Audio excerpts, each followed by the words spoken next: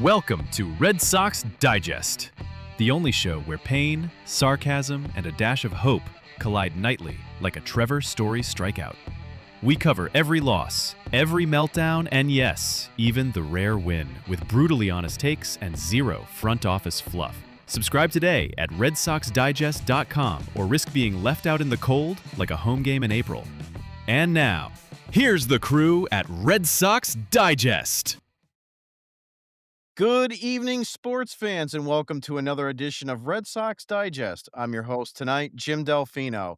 And yes, I just got back from vacation. Perfect timing, because apparently the Red Sox decided to spend the last week playing baseball like it was community theater. Two straight stinkers in Arizona, 10-5, 5-1, look less like Major League Baseball and more like the Sox auditioning for America's Funniest Home Videos. Then Sunday rolls around, and out of nowhere, Nick Sogard, a man most fans thought was an Uber Eats driver, steps up in the ninth and with a pinch hit double to save the series. Final score, Red Sox win 7-4. Chapman locks down his 17th straight hitless save, now 29 on the season, and for once, Boston didn't look like the Diamondbacks' chew toy. Joining me tonight is the human megaphone himself, Nick Face. This guy argues with fans on Twitter like he's defending the last cannoli in Boston. The Sox could lose 12-0, and Nick's still typing essays, all in caps, about how technically the strike zone was crooked. If passion were runs, the Sox would have clinched the division in May. His motto should be, I don't lose arguments, I just block faster. He's like the Red Sox Nostradamus. Every other tweet is, if they had just listened to me back here, they would have already been in the Hall of Fame. Also joining me tonight is Nick Diamond. Nick is coming straight from Florida, and he is joining us. I have a little bit of a issue with my screen here, so I'm sorry about that. So we'll move right into the game itself.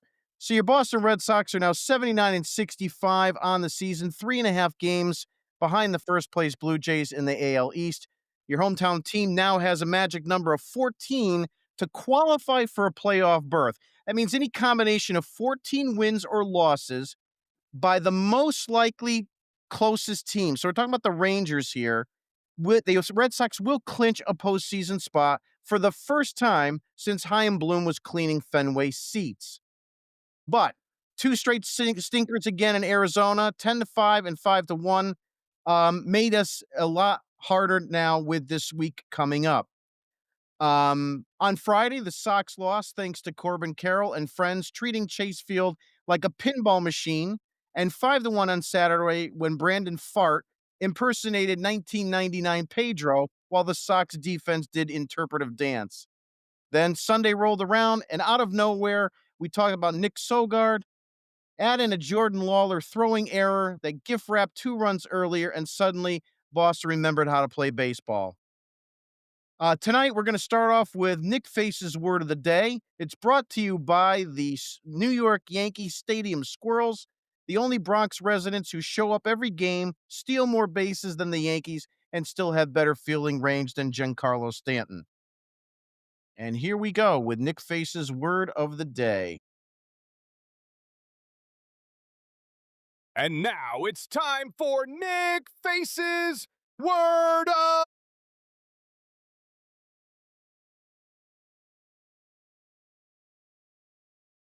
See this team here, folks? See this team? I don't give a crap right now about that for word of the day. My word of the day is congratulations.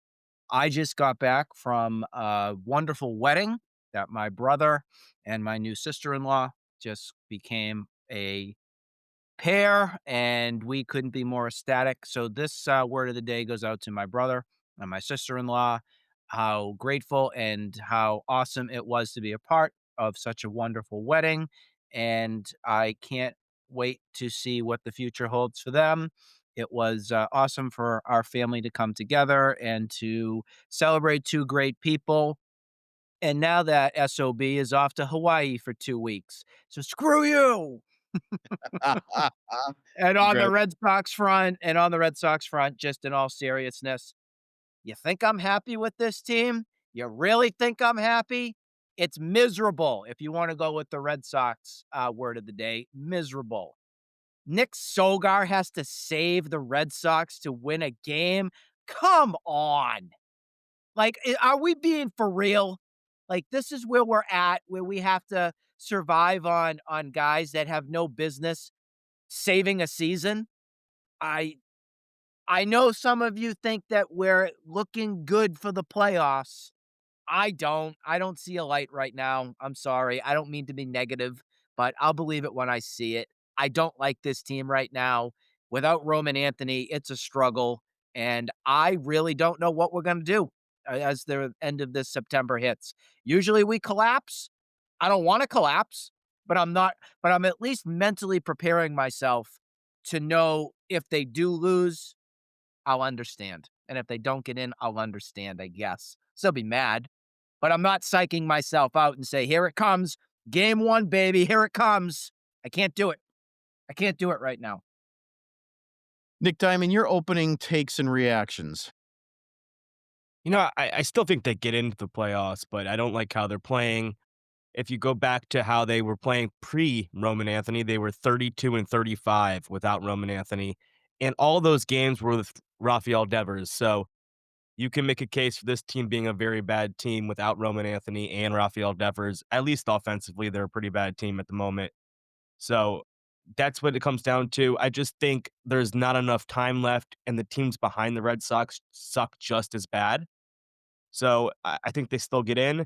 If they get into the playoffs and they don't have Roman Anthony, I don't see them winning much, especially not at Fenway Park.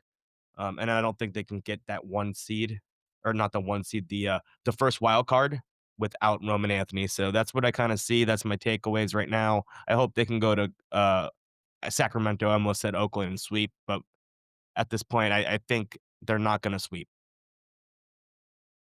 Yeah, I'm worried too. I mean, the Athletics have a few guys there that really are buying for the Rookie of the Year award. So they've got to be very, very careful, and they've got to be able to pitch very carefully to that team. The A's had a little bit of a run there. I mean, they're still a really bad team, but you got 6 games left against the A's. You've got 3 against the Yankees, 3 against Tampa Bay, and then it finishes off with Toronto and Detroit. So, theoretically, the Red Sox they are in a position essentially to have their own fate. They don't have to really worry about other teams winning, other teams losing, and so forth. They just have to go out and do what's necessary and win series at this point. One of the interesting things I was looking at too is the fact that Crochet looks like he's got about 4 starts remaining. Tonight, one against New York, I think Tampa Bay, and then the first game of that Detroit series. And we brought this up a couple weeks ago. It was premature, but it was just kind of hindsightful thinking about that last series in Detroit and what it's going to mean. And if the Red Sox, depending where they are located in the playoff hunt, should or should not start Crochet on that Friday, September 26th. With that being said, Nick Diamond, I'll ask you this question, just for fans who haven't heard us discuss this before. Um, in the event that you are tied with Toronto or tied with the Yankees or whatever the situation may be, where do you draw the line about starting Crochet in that Friday night game?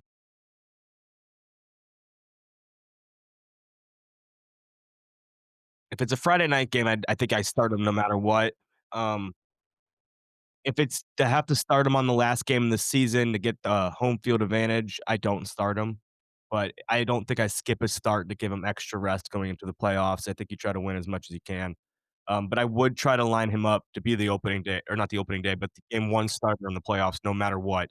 I think that is um, the number one goal is to have Garrett Crochet start the playoffs on game one. So no matter what, you get that to happen. Yeah, I would have to agree with you on that. Nick, I'll ask you a similar question. The issue now becomes whether, let's assume it's going to be the Yankees against the Red Sox. It's just a difference between home field advantage or you're in New York. So, Nick Face, what would you do? Where do you draw the line? I'm actually kind of confused by the question, and this is nothing on you or nothing on Nick here, but folks, you need to win every single game that you can right now. And we want to think about jumping starters and giving people days off. In a perfect world, it sounds great in theory. You can't afford to do this right now. You're struggling so bad, you had to bring up Peyton Tolley. Was he ready? He's got one good one in, technically, and then this clunker that we just saw this past weekend. You got Dustin May. You don't know what the hell you want to do with him.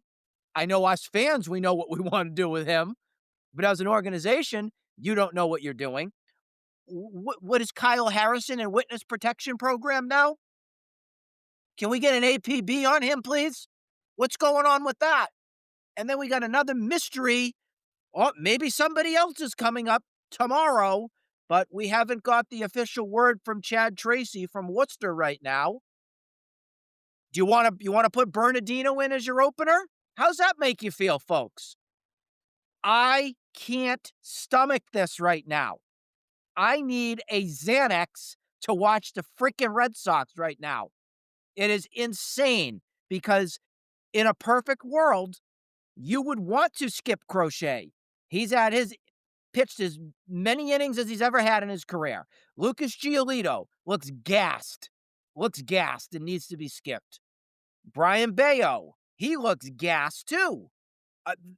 It's taking a toll on a long season here, but you need wins. You can't lose 2 games against the Diamondbacks. You can't do that. And I'm going into this series for the Sacramento A's. That sounds so stupid.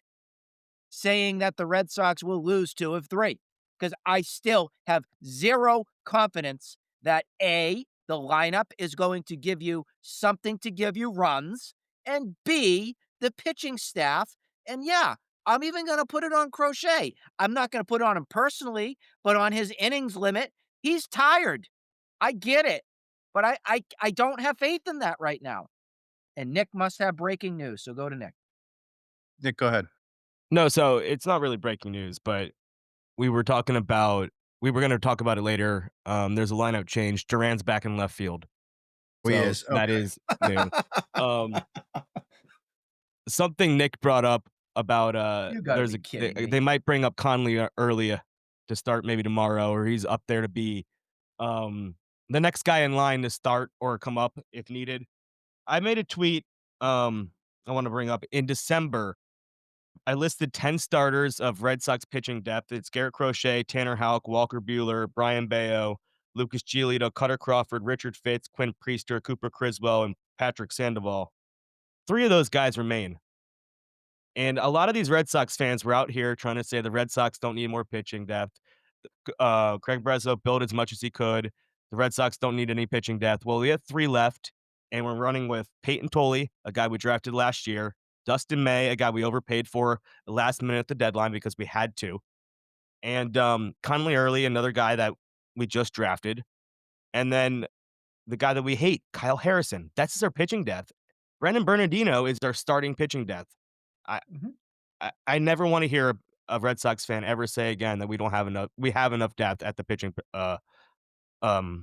position. You know, the Quinn Priester trade, a lot of fans will sit there and kind of say there was a good trade for the Red Sox. It will never be a good trade. Imagine having Quinn Priester slot into the 3 slot right now, you know? He'd be perfect with his 3.4 ERA.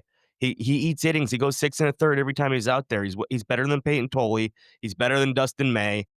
I would just love to have him right now. But of Well, course, this you is got the to go problem trade and that maximize on the value. this is the problem that you had as an organization, is the organization has either lied or doesn't know how to rehab some of their pitchers, because from all the points that we heard before Quinn Priester was dealt, oh, don't worry, Tanner Houck's coming back. He just needs a little break. Cutter Crawford, he'll be fine. We're gonna get him around the All-Star break. Don't you worry. We got Cooper Criswell. He's a great depth move down there. Don't worry, fans. It's good. And it blew up in your face. You know, if Red Sox Stan is watching this, he's probably laughing because earlier in the season, he was on the fact that we didn't have enough starting pitching depth. And Stan, if you're listening, how you doing, brother? And Gordo, he commented to Stan and said, starting pitching is not a need. And Stan went off on that, and he continues to go off on it as well. He should. You bring up Priester. To this day, I'm still dumbfounded as why the Red Sox gave up on him. They got what they thought was going to be an elite minor leaguer who hasn't amounted to jack squat, and Priest he's making Breslow look like an idiot, and he did not do enough for this starting rotation and do enough of his homework. He relied too much that Walker Buehler was going to be a turnaround guy, and it came back to bite him in the ass. And that's where the biggest failure is, because if Buehler was giving you what Giolito gives you this season, we'd be in a whole different place. And he knew that going into the trade deadline. And that's what really upsets me, because they really needed to get the deal done to either get Alcantara or get Joe Ryan, and they failed. And as a result of that, you had to get a consolation prize in Dustin May, who, by the way, was taken out of the rotation and is now being put back in the rotation. It So it I'm isn't even a consolation prize, Jim. It's trash. The no, but Dodgers, yep, trash is I what I we have. absolutely, but, that's a confidence booster for fans that the guy that couldn't start anymore is back in the rotation. Nick, you had a comment. Yeah, if we're talking about Quinn Priester, do you guys remember the guy who made the rotation over Quinn Priester out of spring training? We're probably going to see him in this series. Sean Newcomb, who we DFA'd. He has a 2.86 ERA on the season with the Red Sox He and the does. A's combined. That's another pitcher that we had as pitching depth that we just let go for free. Yeah, The they do it A's have all. put him in their bullpen and reinvented him. He's been great for them. It would be wonderful to have him as a swingman or as the starter going tonight. Or not tonight, but tomorrow. It would be amazing to still have him in the organization. Yeah, we really need somebody like that. That's the problem. And, to your point, we keep talking about Kyle Harrison. What does Dustin May do for you that Kyle Harrison can't? That's my Nothing. question. The other thing Nothing. that the other thing that concerns me is too much reliability on Peyton Tolley. Yes, he had a great first game. The game in Arizona was trash.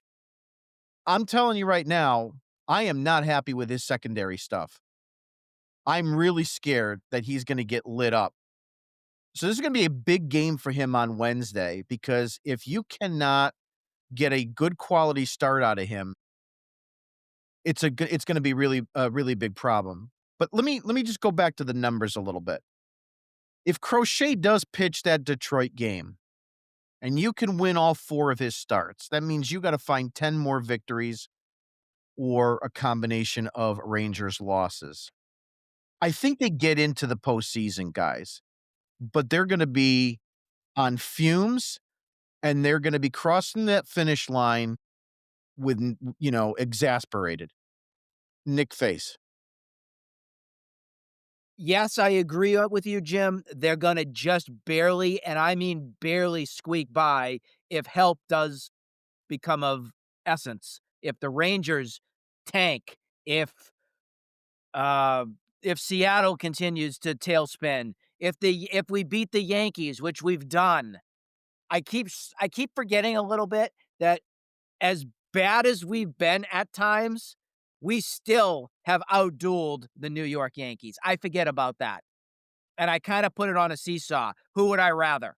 Yankees or the Red Sox for a roster? And I still think I would take the Red Sox, because at least they have the pitching and the back end of the bullpen that gets the job done. Now, would I love an Aaron Judge if healthy? Hell yeah. We don't have that. I can't tell you who our best hitter is on our team right now, because you can flip a coin every night to determine who the 4 hitter is going to be, what Story's going to do, if Duran's not going to strike out 2 or 3 times a night. You don't know. They have zero consistency when it comes to being able to count on people. And this is no knock on how great story's been at times this season. I'm not trying to rip these guys.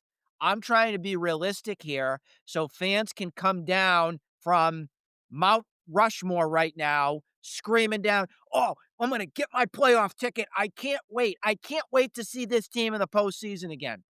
Put your goddamn brakes on, people. You're driving me insane. You gotta get there. And this team has struggled mightily since 2019 to get into the playoffs. I don't want to have to continue to remind people that we just barely squeaked into the playoffs in 2021. Just barely. And we got lucky. We beat the Rays in the first round, and then the Houston Astros took care of business in the second round in the ALCS. And you won that from getting lucky towards the end. I'll never forget the Devers' big home run against the Nationals. And then Kike Hernandez was on another planet in the playoffs that season. Could that happen to some of these guys on this team? Sure. But over the long haul, if they continue to be a team that we see here, Jim, Nick, I'm sure you guys are going to say it. It's going to frustrate the living heck out of us because organizationally would have to stomach another season of dealing with Pete Fatsi, another season of having to stomach, oh, let's make sure we reduce salary. We don't want Alex Bregman anymore. Oh, let Trevor Story walk. We're fine. We're just going to put Marcelo Meyer in there and bring up the next young kid. And Roman Anthony is our god. That's what would happen. So I'm trying to come at this from a realistic standpoint to tell you that if they just barely squeak in a way, yeah, we're doomed for the future. Sorry, we are. Yeah, this team, as it's constructed and with the loss of Roman Anthony, certainly doesn't look like one that has an opportunity to go deep into October. I do have a question for Nick Diamond, and I'll phrase it in this way. Um, when you're looking at the playoff odds here for the Boston Red Sox for this season, as it currently is standing, if the Red Sox and the Yankees tie, the advantage goes to the Red Sox because we have the season series. The Texas Rangers are a game and a half out. You're plus 3.5.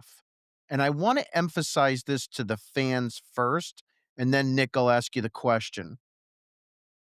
We started the season against the Texas Rangers, and we went 1-3 in that series. And these idiot fans on Twitter come after me, probably come after you guys as well. Relax. It's early. Don't worry. You got 150 some odd games left. Well, newsflash, morons. If you tie with the Rangers take the series and you're out of the playoffs. So when I come at you and I say every game is important, and I say you can't win a championship in April, but you could lose it. Start thinking a little bit more clearer before you start being a keyboard cowboy. Nick, the question I have for you is, we are tied with the Seattle Mariners. 3 games won and 3 games lost. Tell the listeners and the viewers a little bit more. What happens in that scenario if there's a tie between Seattle and the Red Sox? I'm pretty sure it would go to um against your own division record. So I don't know what the Red Sox record is against the whole division is. I know they play the Yankees well. They played the Orioles all right. They played the Rays We all played right. the Rays well. Yep. Yeah, but the Blue Jays they've got crushed by. And I don't know what the Mariners record is against their division. So it would really come down to that. So that's what I think it is. Yeah, if anybody listening knows the answer to that, put it in the chat below, and we can cross-reference that. But I think you're right. The reality is I just don't know what I got it. You I have got it. Red Sox are 27-16 against AL East this season. That sounds good. That means you're taking care of business. So that's Yes. That's a 27. great And advantage. that's down to the 8-2 against the Yankees pretty much. Now, Nick, can you find Seattle's record in their division? 'Cause you said we have 27 victories? We are right now at 27-16 against the AL East. Let me look at that right now right for a second.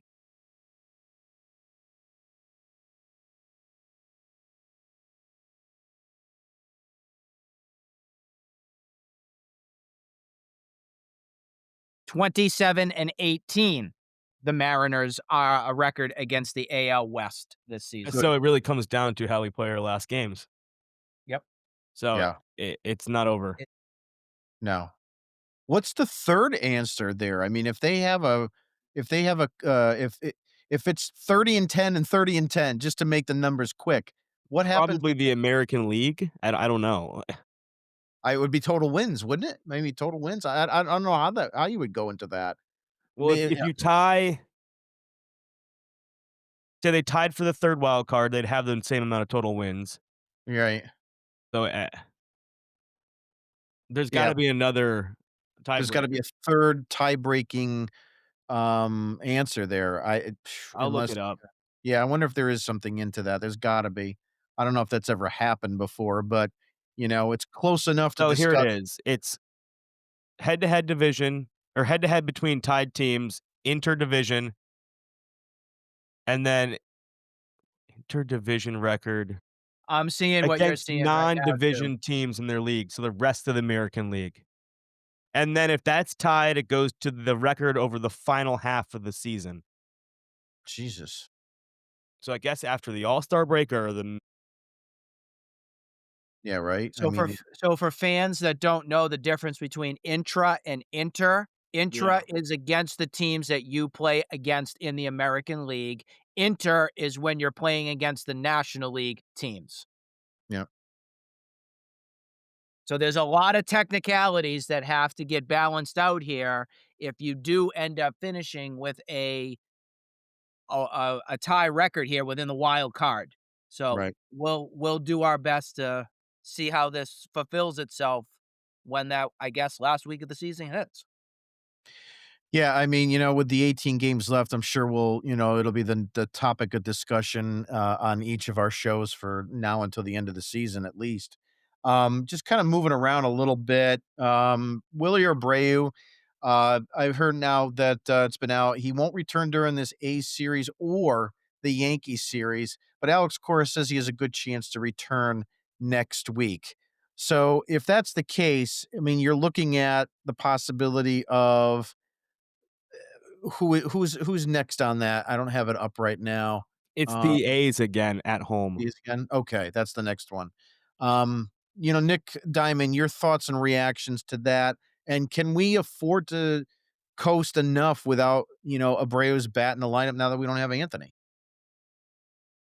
Not really, especially because Ref Snyder's also down. If you look at the report today, he's also banged up for day to day. So who knows how long he's down. And I think they weren't impressed what they saw with the password, so I kind of assume that's why he's not up now to Mhm. replace one of these guys. So they're kind of just mixing and matching. They got they got not Neaton out there tonight. They got Nick Sogard out in right field tonight. So that's kind of surprising. A guy who doesn't play the outfield very much, mostly a second baseman, third baseman kind of platoon infielder. But yeah, it's kind of surprising that they have to use these kind of guys to plug the outfield. And at the All-Star break or the deadline, we were talking about how much outfield surplus they had and if they were going to deal from one of these guys. So imagine if they traded Jaron Duran and we were talking about having Nate Eaton, Ceddanne Rafaela, and then Nick Sogard as their outfield right now, trying to win the division. Nick Face, why can't they just bring up Christian Campbell and put him in the outfield if Well, it's needed?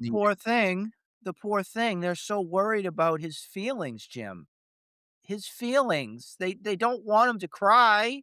They don't want him to be ruined being a major league player, and that's ridiculous because he's done everything, at least in my eyes, from what I've seen and what I've witnessed from watching from afar, to prove that he's ready to come up to get his second cup of coffee here. I don't get it. I think he would be a spark. especially considering that you just lost your stud in Roman Anthony. Give us fans something that we can root for. I can't root for Jaron Duran to strike out 3 times a game anymore. Are you guys excited about Nick Sogard playing right field tonight? I can't wait to watch that late game out there with him in right field. It's going to be so great. Give me something to enjoy. I feel like I'm getting tortured with watching whatever Cora flips his dice with tonight. Oh, let's see who this is going to be. Here's our right fielder tonight. Let's flick it again. Oh, this guy's going to play second base tonight. It's a joke. It's an absolute joke. This is Major League Baseball that we're watching here, and it's just not good. We need something here to get something going. And then back to the Wilyer Abreu front. I am very concerned about this guy's future. This guy is nothing but injury prone. I think he's on the IL more than he plays. You can't count on him when he hits. He hits for power. I'll give him that. Got a high strikeout rate, just like the rest of the crew. But I want somebody that can get in the lineup at least and produce and give me something. I've been all over Duran all season, you know that. But at least one thing I can count on for Jaron Duran is durability. I can at least know the guy's going to be in the lineup, whether he's striking out, like I say, 2, 3 times a night. I guess that is better than the alternative and having to deal with, well, who's going to play right field tonight? Oh, you playing right? No, you're playing left. No, never mind. You're going to go to left and you're going to go to right. That's what they're doing right now. That's what it is. It's a comedy hour. Yeah, it's been pretty pathetic. Of course, everybody's going to say, well, what else do you expect him to do? I mean, what's the alternative at this point? And unfortunately, These guys are good. unfortunately, they don't have it. And whose fault is that? That's Breslow's fault because you didn't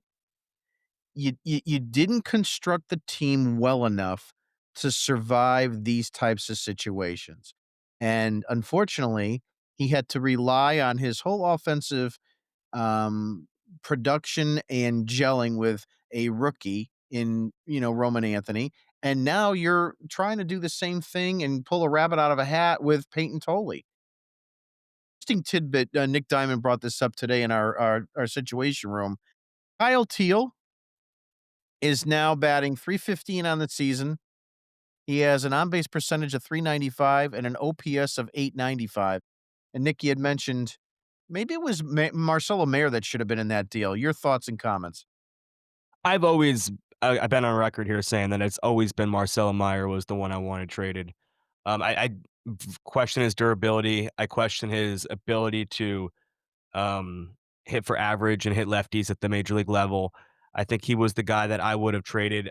I think Kyle Teal has the lowest floor. He's a catcher that's going to hit for average. He's going to be a good everyday left-handed hitter in your lineup. So I would not have traded a guy like Kyle Teal if I could have. I mean, I'm not going to complain about trading Kyle Teal for Garrett Crochet. Let's put that out there right now. I'm very happy with how we got Garrett Crochet. I would have done it again. But if I was the GM, I would have pushed to trade Marcelo Meyer over Kyle Teal 100%.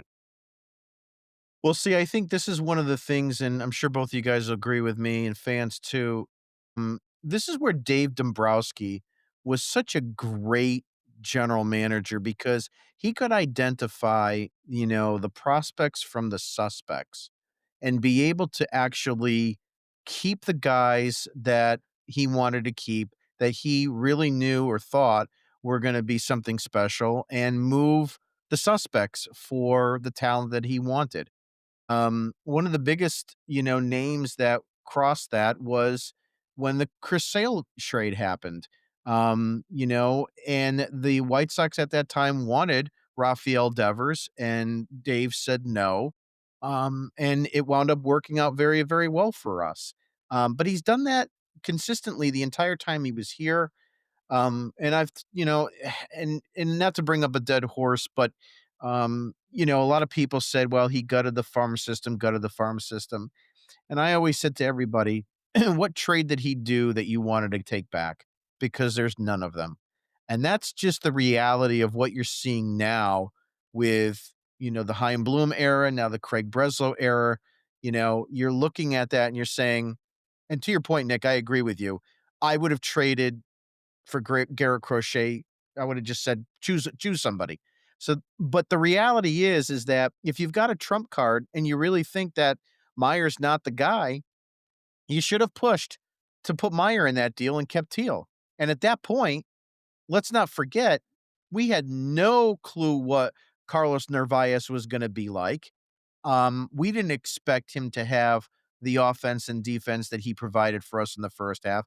Sure, he's tailed off quite a bit now, but if you had Teal on this team right now with the offensive lack that we have, where would you be? Would you have a couple extra victories? And would that make a difference when you're coming down with 18 games to go and you're battling the Rangers and you're battling Seattle and, of course, battling the New York Yankees? You don't know where that would be, especially with the Anthony injury. So this is the problem that the management has now. Same thing with Chris Sale. He made a mistake there as well. You got um, what's his name there from Atlanta. That we haven't been bringing up as well. So Oh, Vaughn Grissom. Vaughn Grissom, and I'm telling you, he's striking out quite a bit. I mean, people can make a crochet trade. It's not that hard to do it, but it's being able to find and identify those prospects versus those suspects. And I'm not really sure that Craig Breslow is good enough for that. Look at what he did at this deadline. Steve Matz, he's okay.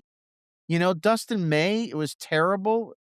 And we don't even know now he's going to be back on the rotation how this is going to pan out, but I'm not sold on Breslow as the GM, but that's what happens when you interview 15 people and 16 of them say no. Nick Diamond. One thing on Mats, and I think he's a good trade. I think it was a good trade to get Mats, but the fact that he's left-handed in the Red Sox, the one thing they have is left-handed relievers. Chapman, Wilson, Bernardino, they're all solid lefty relievers. Even Murphy's all right. So acquiring another lefty was weird. And now we're struggling to get a right-handed reliever besides Whitlock that we can trust. We're trotting out Weissert, who's gassed. I know he's been good in the beginning of the year, but now he's kind of horrible. He's gassed. They don't trust Slayton anymore. Ever since he's been back from injury, he's been pretty awful. So it's been Whitlock, who they stretched an inning and 2/3 last night, which is kind of crazy. We've been talking about kind of earlier in the season how we don't want him to go more than an inning. And we had to. We kind of had to. We're going to lose yesterday if we didn't. They had to get Whitlock to get that get through the 7th inning there, because not Joe Kelly, Zach Kelly would have blown it. They would have lost last night. They would have got swept, and we would have been even less happy going into this podcast today. So Yeah. I think they should have Well, gotten a remember- right-handed reliever, not a left-handed reliever. But I think Steven Matz is okay. I mean, I think if he was right-handed, he'd be way better. Remember, we got our big 8th inning weapon from the Giants in Jordan Hicks. That was a direct quote out of the mouths of Sam Kennedy and Craig Breslow. Our 8th inning right-handed weapon, shutdown reliever. There it is right there for you, folks. Enjoy. Yeah. I wanted to mention one more thing on the Kyle Teal front. Back when that trade was getting done with Crochet, if I was Kyle Teal or Marcelo Meyer, I was Marcelo Meyer camp, but I want to tell you why the Red Sox also didn't elect to trade Marcelo Meyer, because we never mentioned the biggest question entering 2025, Trevor Story. That is the reason they didn't part with Marcelo Meyer at the time, because he was coming. This would have been year 3 in a row if Story was going to be hurt. So they needed to have something for a depth piece outside of David Hamilton at shortstop. That's why they did that. I was a big Teal guy. I didn't want them to trade the catcher because we already knew depth-wise, was Connor Wong going to put up another season like he did last season? Well, we know the answer to that now. They are so damn lucky that they got production out of Carlos Narvaez. If they hadn't, and we had went into the season just with Connor Wong, that would have screamed disaster. And I don't even think we would be having a conversation right now about playoffs. I want to put that on record, point blank right now. Carlos Narvaez saved this season by being an anchor behind the dish. And yes, he is overworked and he is dinged up and everything. But we should be very fortunate and very grateful that we got what we did out of Nevarez. Thank you, Yankees. Yeah, I mean, that thank you is skin deep because the guy we gave up, I can't think of his name right now, but he's been dealing. Nick, go ahead. Elmer Rodriguez Cruz. I was gonna bring him up earlier when we brought up the Teal thing. Yeah. 'Cause we could have just not traded him, and then we Yeah, coulda had Teal, and that would have been another pitching death we coulda had. yeah, yeah, because you would probably brought up Teal right away. Yep, Last thing on Teal, I forgot one more thing. sure. Marcelo Meyer. He reminds me of somebody, and I think you guys will agree with this because for the most part, it's only been one good season out of this guy that we traded to get Chris Sale. It was 2019 for the White Sox, and this guy is Juan Moncada. For some reason, Marcelo Meyer to me screams Juan Moncada. I don't know. Just that's how I feel right now. And that doesn't scream to me keeper.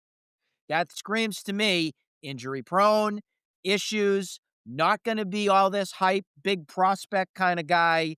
And he's going to move around baseball quite a bit. He'll probably have a serviceable career, but I don't think he's going to be all the hype that we were expecting him to be. That's just my thought right now. No, I agree with you. I've said it since his second year. I'm worried we just got another Devin Marrero on our heels here, and it's 4 more years from now he'll be in the Nesson booth. I was just going to Um, say, Nesson will be so happy because they'll get another yeah, talking yeah, another yawn talk. fest on their Yeah, network. yeah, that's the problem. Um, Before we have just final takes, and wrapping up, just going to give you a little bit of what my take is. I think here, just looking at this with 18 games left. Again, Athletics, New York, Athletics, Tampa Bay, Toronto, Detroit.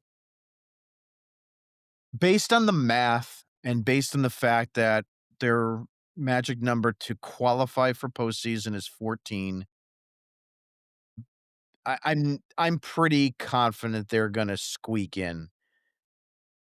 I just really, really worry how deep they're gonna go. And I think that depending on what those numbers look like by mid next week or even, around the 20th, I think what they need to do is plan on setting up their rotation regardless whether it's gonna be Fenway or New York, if it should be the 2 of them. And I'm not even talking about the Rangers or Seattle right now. Um, but that's what I think's gonna happen. I don't think they're gonna screw this up enough and be completely out of the playoffs. I can't believe I'm saying it because, I get fed up with them so much, but, I think they're gonna just squeak in. It's just a matter of what happens at that point. Nick Diamond, your final thoughts for tonight. Yeah, I'm pretty much the same thing. I think they get in, they play just well enough to get into the playoffs. I don't know how well they perform in the playoffs. I think if they play the Yankees, they have a shot. I would prefer them to play at Fenway Park, but I don't see that happening. I think the Yankees will get that one wild card.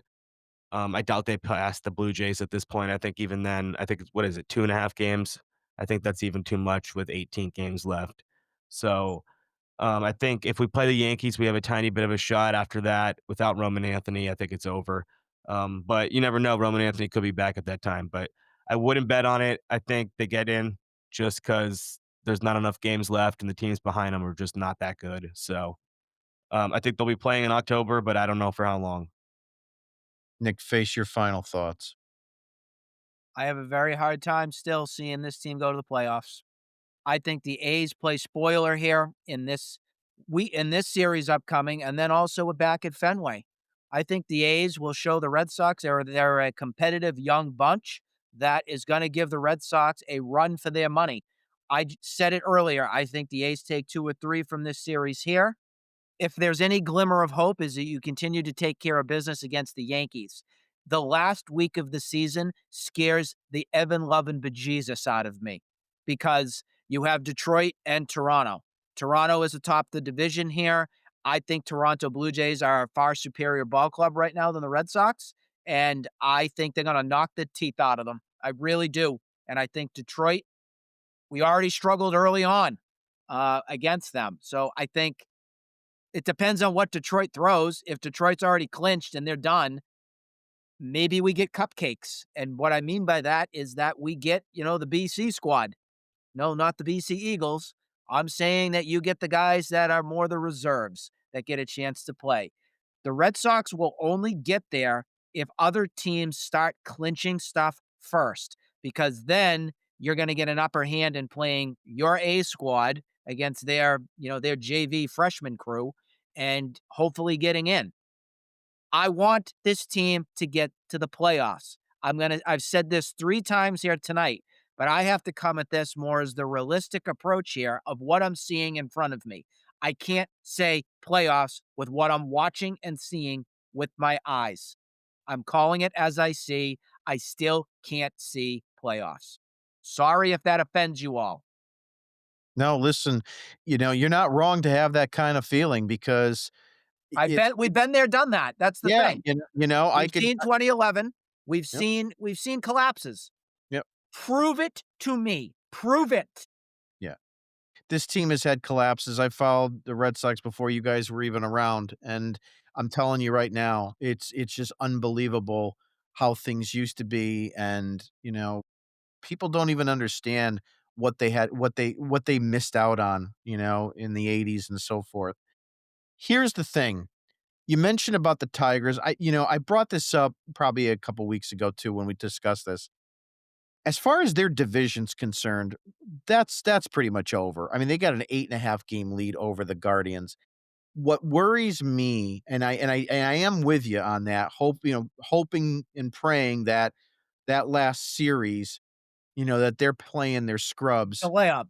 Yeah, that's what I'm hoping for. Yeah. However, if Toronto and Houston continue to play well, they are gonna challenge Detroit for the number 1 spot, which means that Detroit may not back down too much if they really want that best record in the AL.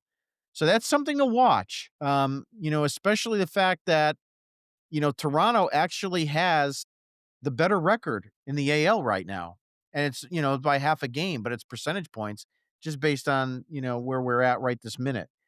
So it's gonna be interesting to see how that shakes out. But then again, Detroit might say we're okay and we're still gonna play the B squad and we don't want any of our guys to get injured. So a lot of that's gonna, come out in the next obviously couple weeks here. So that being said, any last minute things before we wrap up? Well, sounds good. So game's gonna be starting against the A's pretty soon. Garrett Crochet. All I can say to the fans is if you lose tonight, I'm probably gonna change my thinking a little bit. It's gonna be a lot harder. You got 4 Crochet games left. You can't lose one of them. So just keep that in mind. You gotta win all 4 of these, and that is with the idea that he is gonna play and pitch in that Detroit game. So have a good night, everybody. We will see you on Wednesday night, and we'll dissect everything from that point on. Take care.